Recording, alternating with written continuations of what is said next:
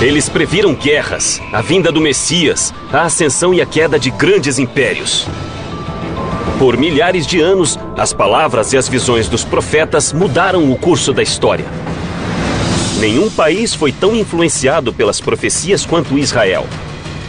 Desde visões de uma grande rebelião que criou os subterrâneos... É incrível. Infiltrou uma cidade e construiu um reino, escavado como parte de um esforço militar para lutar contra os romanos.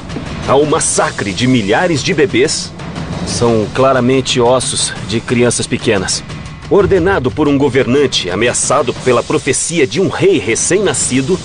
Este é o lugar mais sagrado na Terra. Foi aqui que Jesus nasceu.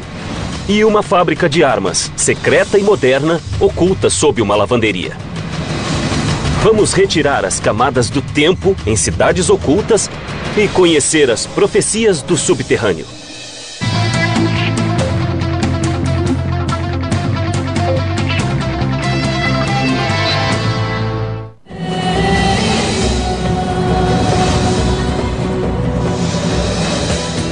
Para bilhões de pessoas, Israel é a terra mais santa do planeta.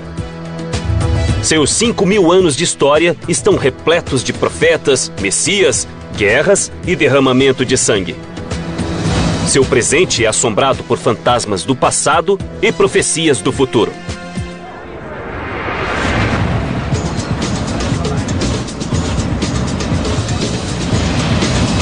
Eu sou Don Wildman e estou em Jerusalém, uma cidade que há milhares de anos é influenciada por profecias, como as promessas do novo reino de Deus aqui na Terra. Previsões de guerras sangrentas e alertas do Apocalipse. De Abraão a Jesus e até a Nostradamus, as palavras dos profetas têm orientado reis e influenciado o destino de pessoas comuns como você e eu. Hoje, a cidade antiga que está no cerne das profecias quase desapareceu. Mas se olharmos embaixo das ruas, ainda podemos achar o mundo perdido dos profetas e talvez vislumbrar o futuro. O moderno Estado de Israel foi fundado em 1948. Mas a ideia de um Estado judeu data de milhares de anos atrás, quando os profetas falavam do Messias. No século VIII, o profeta Isaías previu que um Salvador libertaria os judeus de séculos de opressão.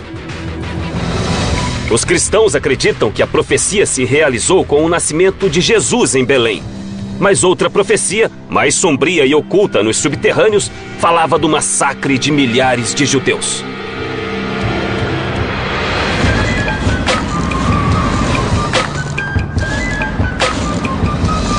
Eu estou a 8 quilômetros de Jerusalém. Estou em Belém, que quase todos conhecem como o local do nascimento de Jesus. Ela fica na famosa Cisjordânia, uma região que pode ser muito perigosa, mas nada perto do que era 2000 anos atrás. E o que se vê por aqui não lembra nada o lugar no ano zero. Mas ainda existem partes do passado ocultas sob o solo. Um passado moldado por duas profecias muito diferentes e muito poderosas. Uma falava do Messias, o Salvador dos judeus oprimidos, e a outra era muito sombria, um alerta assustador de um massacre de inocentes recém-nascidos. A Igreja da Natividade situa-se sobre uma colina no centro da cidade. Com mais de 1.400 anos e ocupando 3 acres, ela mais parece uma fortaleza. Mas alguns passos abaixo deste piso pode ficar o verdadeiro lugar onde Jesus nasceu. Eu vou me encontrar com o professor Kustan Shimali. Ele é especialista na Igreja da Natividade e a família dele mora em Belém desde antes do século XV. Professor? Olá, como vai? Aqui parece um show de rock, né? É sim, parece. Mesmo com a violência tão frequente na Cisjordânia, as pessoas visitam a Igreja da Natividade há 2000 anos. Sim. Os visitantes entram por esta portinha, construída pelos otomanos para que os animais não entrassem na igreja.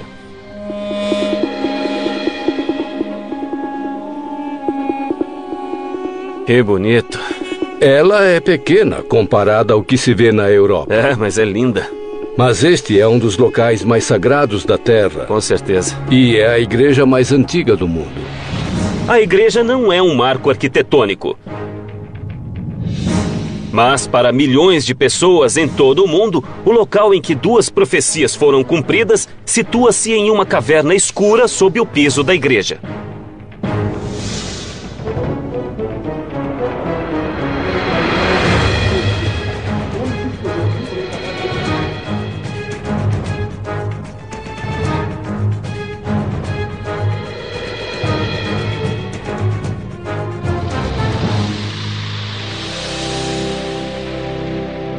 Este é o local da manjedoura. Sei. Depois do nascimento de Jesus, sua mãe Maria o pegou e colocou na manjedoura neste local. E realmente dá para ver a parede de pedra. Sim, Esta é a caverna sim. onde estavam. Eu tô sem palavras. Nós estamos no centro da cristandade, bem aqui. Sim, este é o lugar mais sagrado da terra. É o lugar onde Jesus nasceu. Este é o local do nascimento de Jesus Cristo. E estamos no interior da gruta subterrânea, onde começou a vida mais sagrada de toda a cristandade. Este é o lugar exato da caverna onde ele nasceu. Para muitos, Jesus é o esperado Messias que cumpriu a antiga profecia. Lucas escreveu que Maria e José viajaram 140 quilômetros de Nazaré a Belém para registrar-se no censo romano. Procuraram uma hospedaria, mas dormiram em uma caverna onde havia animais. A partir do século II, os cristãos começaram a fazer peregrinações a grutas. No ano 200, para impedir os cultos cristãos, os romanos construíram o templo de Adonis neste local. No ano 326, quando o cristianismo era a religião dominante do Império Romano Oriental, o imperador Constantino derrubou o templo e construiu uma igreja.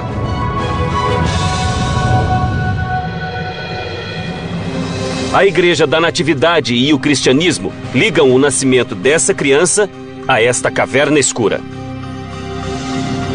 Qual foi exatamente a profecia de Isaías? Que um novo rei nasceria na cidade de Belém e se tornaria o rei dos judeus. Quanto tempo antes de a profecia ocorrer? 700 anos antes do nascimento de Jesus Cristo. Então, durante 7 séculos, as pessoas esperaram essa vinda. A profecia de um rei judeu trouxe esperança aos judeus. Mas Herodes, o rei da Judéia, considerou-a uma ameaça. Herodes ficou cada vez mais paranoico e imprevisível e mandou matar a esposa, o cunhado e 3 de seus filhos. Houve um atentado a Herodes e um grupo de judeus, os fariseus, anunciou a vinda de um Messias. Segundo Mateus, os 3 reis magos vieram do leste, de acordo com outra profecia antiga, a profecia da estrela, que também previa quando e onde o Salvador nasceria.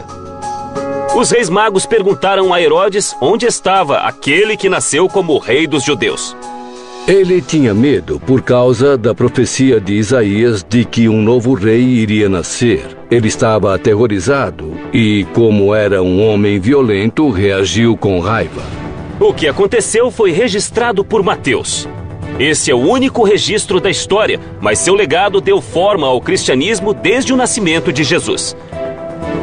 9 metros abaixo do solo, existe uma triste lembrança de um tirano desesperado por poder. Segundo Mateus, Herodes ordenou o massacre de todos os meninos de Belém com menos de 2 anos. Olha os ossos que estão alinhados e empilhados sob os túmulos. O que esses ossos representam? O massacre dos inocentes ordenado pelo rei Herodes. E quantos foram mortos? Alguns estimam que foram 6.000. Segundo os evangelhos, um anjo avisou José para levar Maria e Jesus ao Egito. Pouco depois, Herodes faleceu por causas naturais. Os ossos dos bebês mortos foram espalhados em túmulos pela cidade. Os ossos recuperados foram trazidos para cá. Esses ossos soltos foram trazidos dos túmulos para cá e colocados em pilhas aqui para serem vistos. Pode-se realmente ver como os ossos são pequenos. Esses claramente são ossos de crianças. O massacre de inocentes é uma história de um tirano atormentado pela paranoia e impelido a um mal inimaginável pela força da profecia. Mas a profecia de um grande rei judeu já era conhecida antes dessa época. No coração de Jerusalém estão as ruínas de uma fortaleza construída pelo primeiro rei dos judeus. Os túneis que passam sob ela foram palco de uma batalha sangrenta prevista em outra profecia.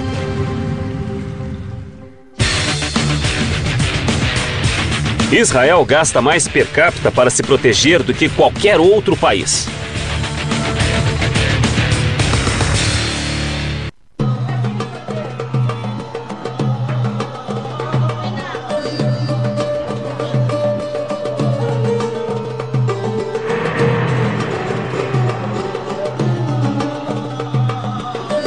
Hoje, Jerusalém é a capital do Estado de Israel. Em 130 quilômetros quadrados moram mais de 700 mil judeus, muçulmanos e cristãos. Sua origem é a antiga cidade de Davi, o homem que transformou uma terra de pequenas tribos em uma nação poderosa. Sob as ruínas da cidade murada do rei Davi, encontramos antigas evidências de duas profecias que alteraram o destino da Terra Santa.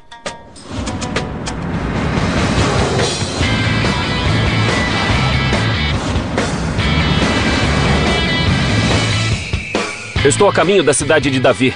Ela fica bem ali, no final daquela colina. Esta é a origem da antiga Jerusalém, o lugar onde tudo começou. Foi construída milhares de anos atrás, no tempo em que o mundo era abalado pela palavra dos profetas, homens que se acreditavam escolhidos por Deus para transmitir sua mensagem. Eles previam tudo, de desastres naturais como terremotos e inundações, a batalhas sangrentas e o declínio de impérios. De fato, eles até previram a destruição deste mesmo local. Sabem de uma coisa? Eles acertaram em cheio. As ruínas da cidade de Davi situam-se ao sul do Monte do Templo, a colina do lendário Templo de Salomão. Eu vou me encontrar com Sharash Lo. Esse homem explorou cada centímetro do mundo sob a cidade de Davi. Vamos descobrir como as profecias literalmente moldaram esta cidade. Então a cidade de Davi fica sobre uma colina. Sim, boa parte dela está sob nossos pés. E por que neste local que a cidade se situa? Porque este é o único lugar em que existe água nos montes de Judá. A água era essencial para a cidade, mas os túneis subterrâneos construídos para captá-la seriam palco de uma das batalhas mais sangrentas que a cidade jamais viu. Então, daqui em diante, vamos pelo subterrâneo, é isso? É, o início foi construído e depois escavado. Sei.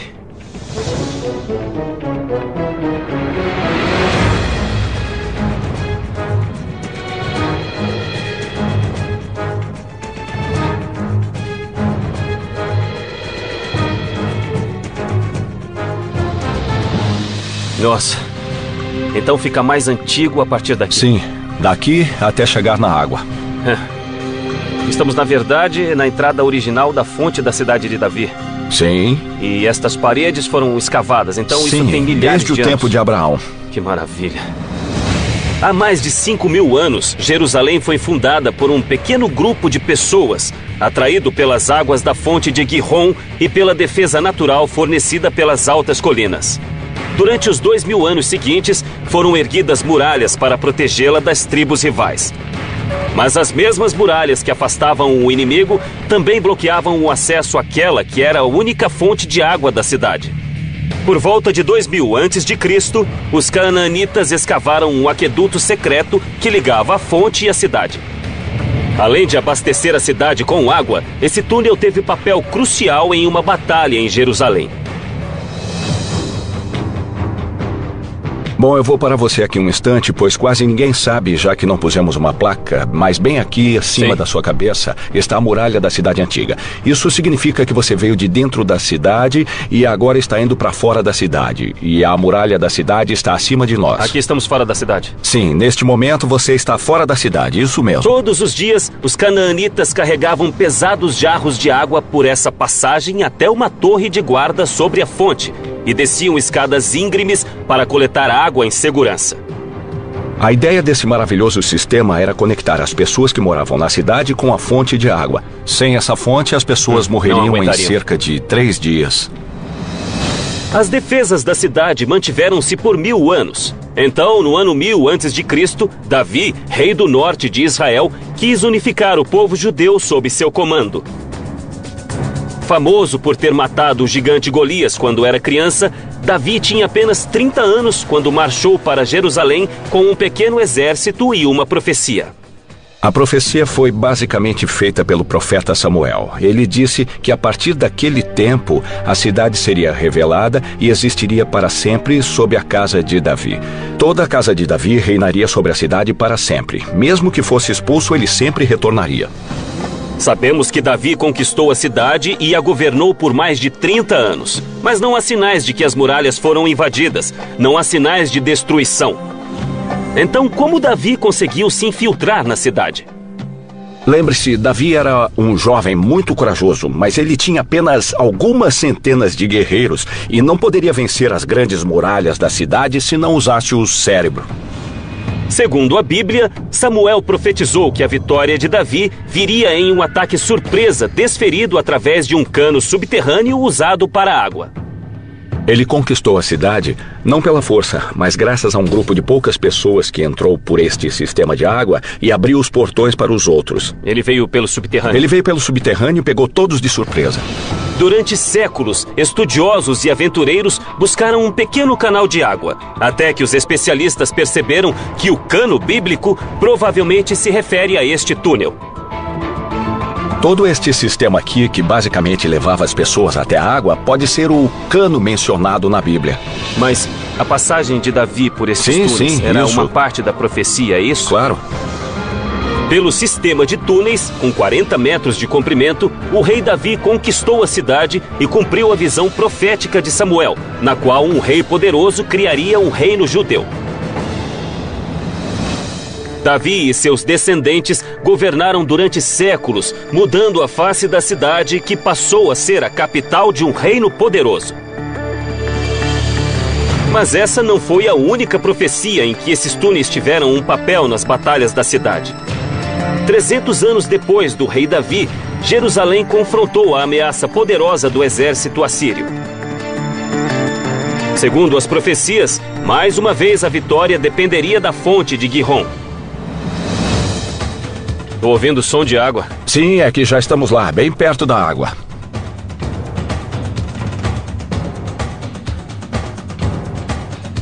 Mas esta água é natural? Esta é a própria fonte de Gihon que estamos falando tanto. A fonte foi usada por muitos anos. Mas em 701 a.C., o exército assírio, com 200 mil homens, varreu Israel.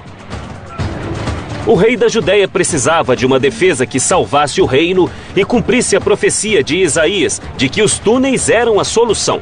Os assírios tinham conquistado 46 cidades e marcado o local das vitórias com uma pilha de crânios. Jerusalém era o próximo alvo. Conforme o exército se aproximava e os refugiados acorriam a cidade, o rei Ezequias percebeu que um caminho até a fonte não bastaria. Ele precisava de um canal que trouxesse a água para a cidade. Jerusalém tinha crescido 3 ou 4 vezes na época. Enquanto construía uma nova muralha, ele pensou, a água não é bastante para sustentar a todos. Eu preciso resolver isso e realizou um feito incrível. Uma grande obra que foi criar e escavar o túnel de Ezequias, em que estamos entrando agora. O túnel de Ezequias tem 500 metros de comprimento, 100 dos quais sob o solo, e sai do lado ocidental. Há um leve declive da fonte para a piscina de Siloé, que é o extremo do túnel dentro da cidade. Foi tudo escavado à mão e na penumbra, pois em excesso, as lâmpadas de óleo consumiriam o oxigênio. Quando o exército assírio chegou à cidade, o profeta Isaías subiu na muralha e alertou: "Vocês não devem entrar na cidade, assim diz o Senhor, pois estamos prontos." Bom, Isaías sabia que uma nova muralha e este incrível sistema tinham sido construídos. Então este era o conhecimento secreto que Isaías tinha quando fez a profecia? Era. Os assírios sitiaram a cidade por meses, até que foram dizimados por uma praga e recuaram, cumprindo a profecia de Isaías. É por causa desta água, então, que Jerusalém existe hoje? Achamos que sim. É incrível. Este sistema de água foi criado para a defesa contra os assírios. Esta água vem exatamente da mesma fonte que fluía naquela época. Vamos dar uma olhada. Olha só essa água. Ela corre por aqui.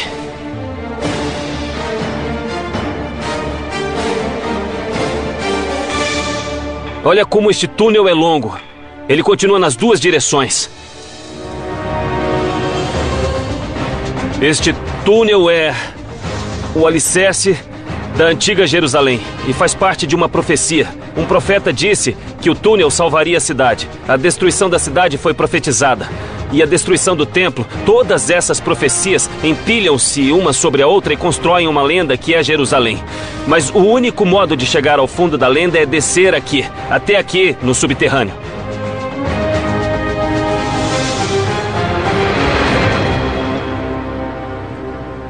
O rei Davi cumpriu a profecia de um reino judeu unificado. Mas em uma terra cercada por impérios, os judeus teriam de lutar para salvar a Terra Santa. Quando os romanos cruzaram o continente, eles resistiram e, mais uma vez, usaram os túneis como campo de batalha.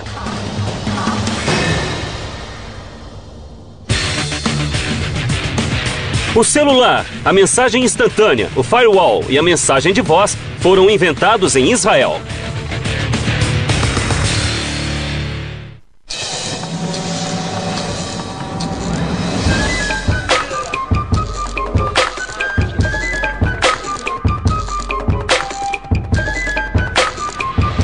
A cerca de 20 minutos de Jerusalém, ficam as ruínas de uma incrível fortaleza.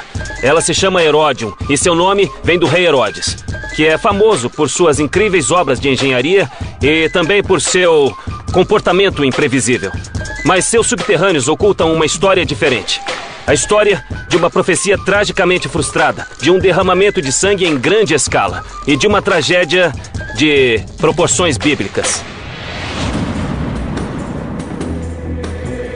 Embaixo dessa enorme montanha feita pelo homem, há um sistema de cisternas e túneis que teve papel crucial em uma das maiores revoltas do mundo antigo. Ela foi liderada por um lendário comandante judeu e impulsionada por uma antiga profecia de um Messias. Para os cristãos, ela se cumpriu com o nascimento de Cristo. Vou encontrar o Dr. Barkai, um arqueólogo israelense especializado no passado do Heródion. Bem-vindo ao Heródion. Obrigado. Protegido por uma fortaleza e apoiado pelos romanos, Herodes governou a Judéia por 34 anos, mas seu reino não durou. Depois da morte de Herodes, as lutas internas e a opressão romana provocaram uma revolta, iniciada no ano 66. Nos anos seguintes, os romanos mataram ou escravizaram muitos judeus.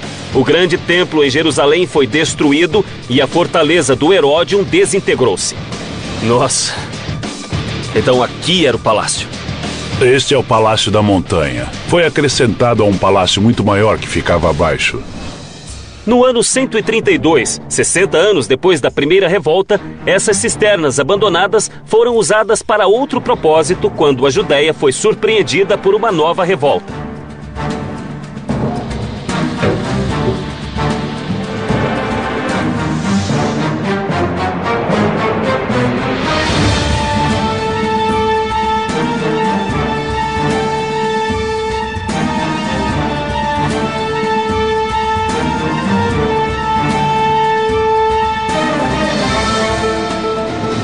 Este é o local por onde eles levavam a água direto ao palácio.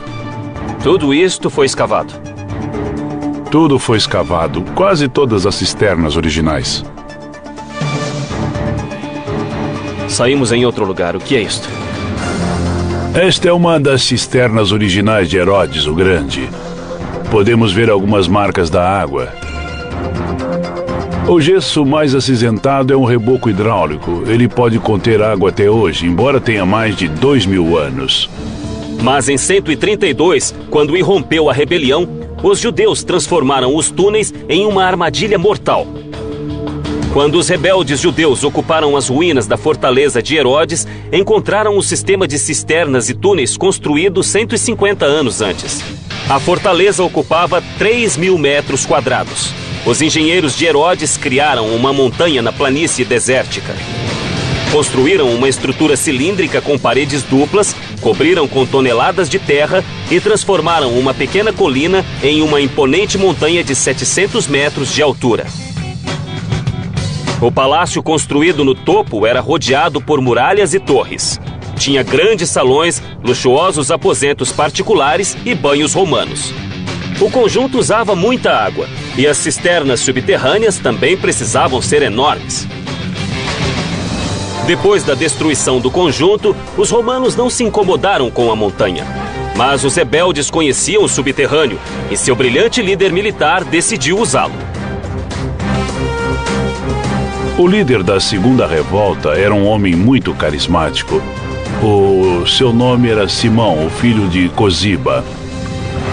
Na Torá, o livro dos Números profetiza a chegada do Messias, ou Filho da Estrela, que virá para salvar os judeus. Para os cristãos, que na época eram apenas uma pequena seita judaica, a profecia previa o nascimento de Jesus. Para a maioria dos judeus, Simão era o Messias, a quem chamavam Bar Kokhba, Filho da Estrela. Bar Kokhba era um líder militar brilhante e cruel, que exigia lealdade absoluta. Existe uma lenda de que seus homens tinham de cortar os próprios dedos para demonstrar lealdade. Quando Bar Kokhba e seus homens descobriram as cisternas, criaram um plano engenhoso para usá-las contra 12 legiões de soldados romanos, quase 100 mil homens.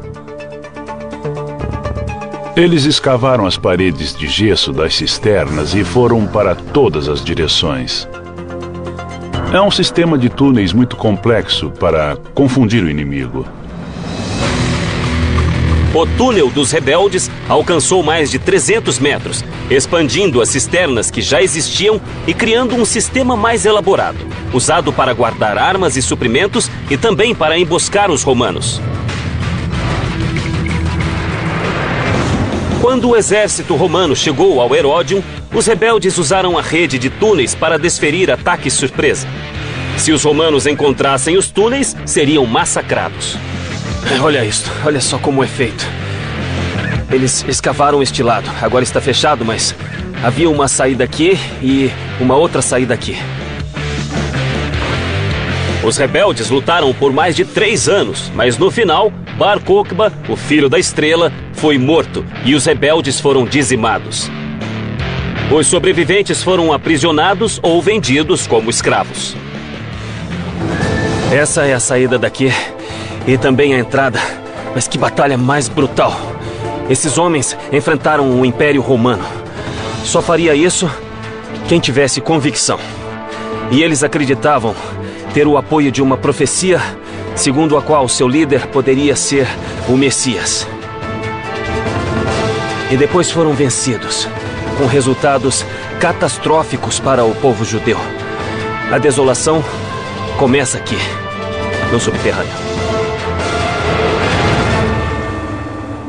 Há milhares de anos, Israel é o lar do povo judeu. Mas os grandes impérios deixaram sua marca na região. Egípcios, romanos e uma cidade grega perdida ainda estão aqui, sob o solo do deserto.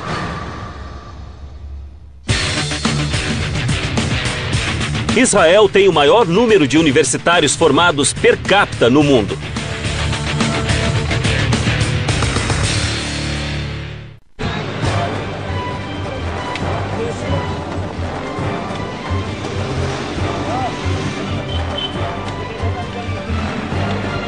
Apesar de milhares de anos de turbulência, Jerusalém continua a existir. Mas uma cidade próxima teve outro destino. Ela foi varrida da face da terra há 2000 anos.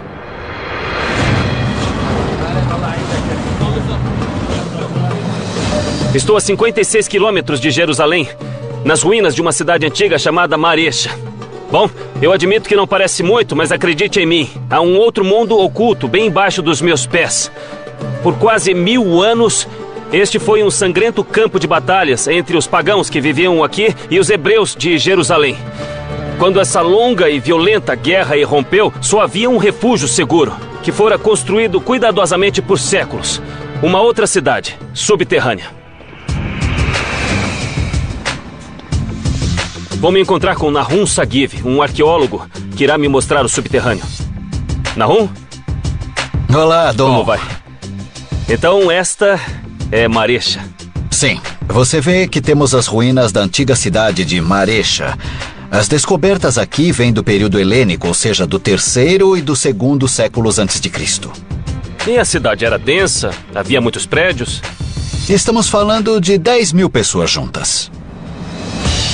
Já havia pessoas aqui 900 anos antes de Cristo, mas Maresha floresceu no século IV antes de Cristo, quando Alexandre o Grande conquistou a região.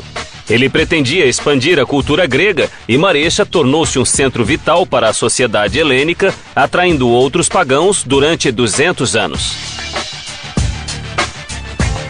O reino de Alexandre fora previsto pelo profeta Daniel, mas não era difícil prever problemas para uma cidade pagã no centro do território judeu. Em 113 a.C., uma guerra decisiva com os Macabeus, guerreiros judeus vindos de Jerusalém, destruiu o sonho de uma grande sociedade grega e transformou Marecha em cidade fantasma.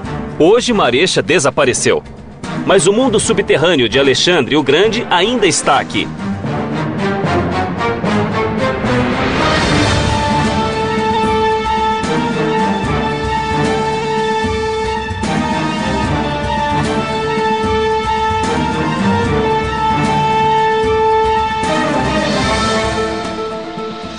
Esta é uma das 800 pedreiras escavadas à mão entre os séculos IV e X. Quase todas têm de 12 a 15 metros. É uma caverna depois da outra. Exatamente. Temos um grupo de dezenas de cavernas em sino muito grandes, muito altas. Todas elas são conectadas, é incrível. Esta foi uma grande operação de mineração. O calcário extraído dessas cavernas foi usado para construir Marecha, mas exigia manutenção constante. Eles usaram para construção, mas para mantê-lo é preciso rebocar as pedras. Se não houver população que continue a rebocar as pedras, elas irão desaparecer. Abandonadas há séculos, as casas de calcário de Marecha desmoronaram. Mas uma parte vital da cidade, remanescente dos gregos, permaneceu abaixo da superfície, a salvo dos cortantes ventos do deserto. Olha isto. Dê uma olhada. O que é esta coisa? Este é um esmagador. Esmagador. Para azeitonas. Então todo este subterrâneo foi feito para fazer azeite? Nós acreditamos que este tipo de esmagador chegou depois da conquista de Alexandre o Grande. 20 dessas antigas fábricas de azeite foram encontradas até agora. Elas abasteciam a cidade e exportavam 190 toneladas por ano. Há 20 anos, Nahum e seus colegas escavam esta área. Teve que tirar muita terra, hein? Removendo 2.000 anos de detritos e revelando grandes câmaras subterrâneas. Uma das maiores salas que encontraram em Marecha, que lindo, foi esta. Uma sala não para realeza, mas para pombos. Nossa, tem uma caverna enorme aqui. Olha isto. É incrível. O que é? Isto é um columbário. Um columbário, o que significa? Eles costumavam criar pombos aqui para usar a carne e o esterco. Olha isto. Esses buracos são para criar pombos. Olha só, estão perfeitamente alinhados. No antigo mundo mediterrâneo, os pombos eram uma mercadoria valiosa. Os pombos eram vendidos aos judeus para rituais de sacrifício e os excrementos, ricos em nitrogênio, eram usados como adubo para os olivais. Esses pombais eram muito valiosos para os moradores de Marecha. Este é um dos maiores que temos em Israel, é claro. E aqui, nesta área, nós temos centenas de pombais. Os pombais de Marecha foram criados antes de Alexandre e se expandiram com o tempo. Os pombais tinham 30 metros de comprimento e 10 de altura. Foram escavados em pedreiras de calcário sob a cidade e ampliados cuidadosamente para não provocar desabamento. Os construtores fizeram passagens para que os pombos entrassem e saíssem, mas com aberturas mínimas para barrar o ar seco do deserto que endureceria o calcário. Como a rocha permaneceu macia e fácil de escavar, os pombais foram ampliados para baixo. Marecha era próspera e pagã, e se tornou um alvo quando o líder judeu João Hircano subiu ao poder em 135 a.C. 22 anos depois, ele atacou a cidade. Pouco se sabe sobre a batalha, a não ser o resultado. Hircano I conquistou toda a região e obrigou o povo a se converter ao judaísmo. Então quer dizer que ele baixou uma lei. Ou você se converte ao judaísmo ou então morre. Exatamente. E muitas pessoas acabaram morrendo. Eles tinham seu modo de vida. Tinham muito a perder, então rejeitaram a ordem e pagaram com a vida. Alguns conseguiram escapar, mas em 40 a.C., a rica Maresha estava em ruínas. Por toda parte nesta terra, há derramamento de sangue, guerra e aniquilação. Civilizações esmagadas. Mas esta também é a história de incríveis feitos de engenharia, de sobrevivência sob as mais difíceis circunstâncias. E o lugar onde mais se encontram esses milagres, feitos pelo homem, fica bem aqui, no subterrâneo. A luta pelo controle de Israel já dura milhares de anos e não é história antiga. A profecia que levou o rei Davi a unir os judeus há 3.000 anos ainda é uma força atuante em Israel. Embaixo desta lavanderia, existem evidências de que os rebeldes antigos tinham algo em comum com os modernos: o subterrâneo. A palavra Amém aparece 773.692 vezes na Bíblia.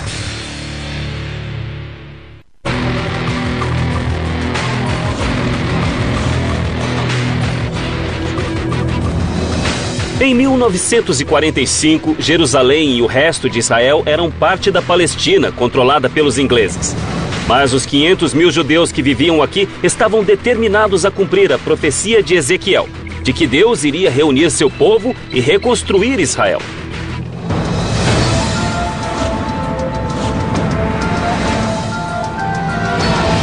Este kibbutz fica no centro de Israel. Ele é uma comunidade em que todos compartilham a terra e contribuem para o bem geral do grupo. Mas 60 anos atrás, esta comunidade pacífica e idealista ocultava um segredo militar. Bem diante dos ingleses que ocupavam esta área na época, a resistência judia criou uma fábrica de armas secreta, no porão daquilo que aparentemente era uma lavanderia totalmente inocente. Situado apenas 45 quilômetros a noroeste de Jerusalém, o pequeno kibbutz Ayalon teve importante papel na criação de Israel. Eu vou me encontrar com Shalom Hillel, que realmente trabalhou nesta fábrica secreta e pessoalmente ajudou a montá-la. Ele está bem ali. Shalom? Bem-vindo. Bem-vindo ao Instituto Ayalon. Muito obrigado. É uma honra. Shalom Hillel, um dos fundadores de Israel, foi voluntário da Haganah, uma organização paramilitar judia secreta. Desafiando os vizinhos árabes hostis e as forças de ocupação inglesas, Shlomo arriscou a vida nesse kibbutz. Aqui embaixo? Sim. Por favor. Então, existe uma fábrica de armas secreta sob nossos pés. Isso mesmo. Faz muito barulho. Como nunca descobriram que estava aqui? Precisávamos desta máquina de lavar. Ela tinha de funcionar o dia inteiro. Entendo. Para fazer um barulho que cobrisse outros ruídos Isso aqui que houvesse. faz muito barulho? Faz barulho a funcionar, sem dúvida. Vamos ver. Ah, muito bom. Esse barulho encobria a fábrica, Era né? esse barulho, sim. E funciona muito bem. Como parte da operação de disfarce, o kibbutz começou a lavar a roupa dos oficiais ingleses. Vocês lavavam as roupas dos ingleses de quem queriam ocultar isto? Sim, eles ficavam satisfeitos porque fazíamos um bom trabalho. E o que teria acontecido com vocês se descobrissem? Eles teriam prendido? Teriam... Não, provavelmente mais que isso, porque havia pena de morte para quem produzisse armas. Está falando de garotos de 17 anos. 17 anos, você tinha 22. Eu era o mais velho. A vida dos jovens dependia de manter a fábrica em segredo sob a fachada da vida cotidiana. Nossa, olha só isso. É muito bom. Olha só. Era preciso ser rápido naquela época. Com certeza. Não se podia demorar muito tempo. Esta era a fachada. É surpreendente. Esta é uma história incrível.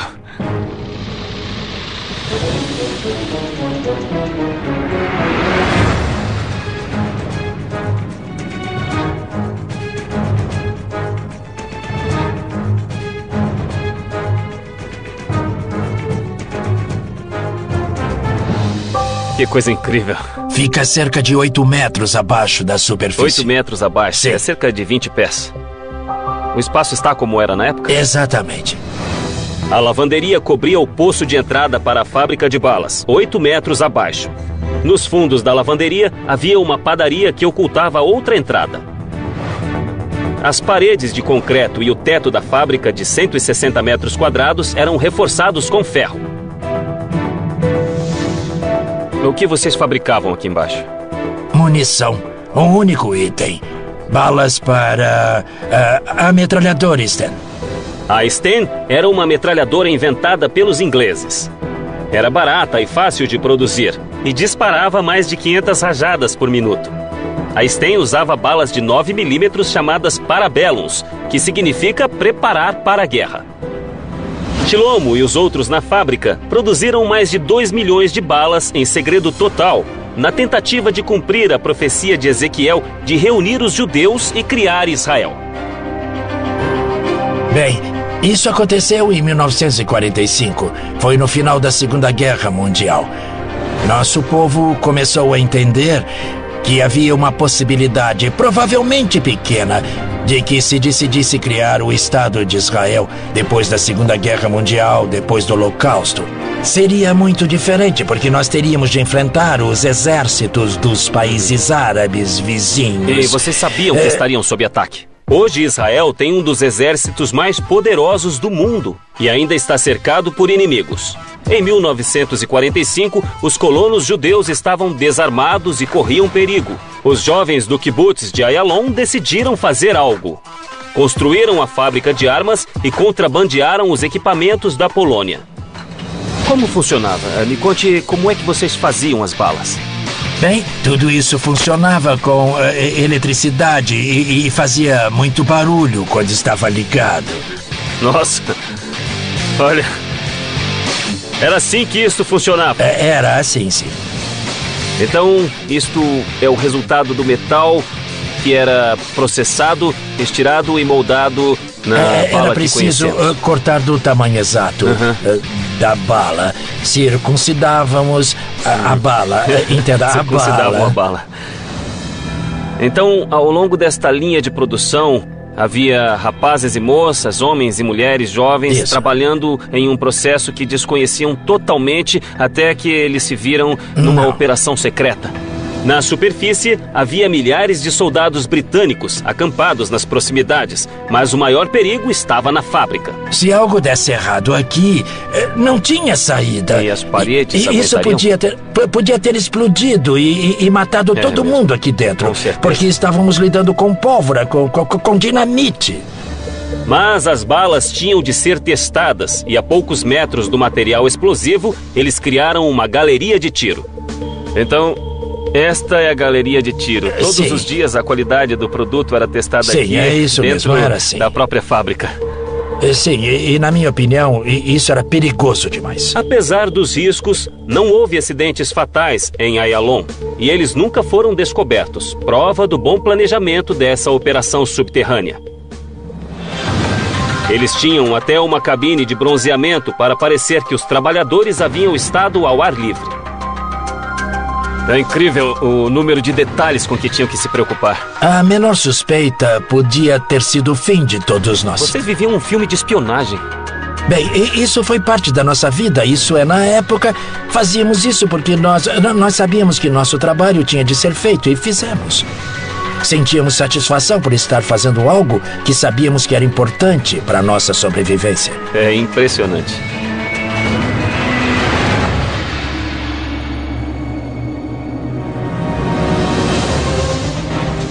Por milhares de anos, as palavras dos profetas influenciaram Israel, da promessa de um Salvador a alertas de guerra e previsões do futuro da humanidade. Os dias dos profetas terminaram, mas no século XXI, suas antigas visões ainda assombram o futuro.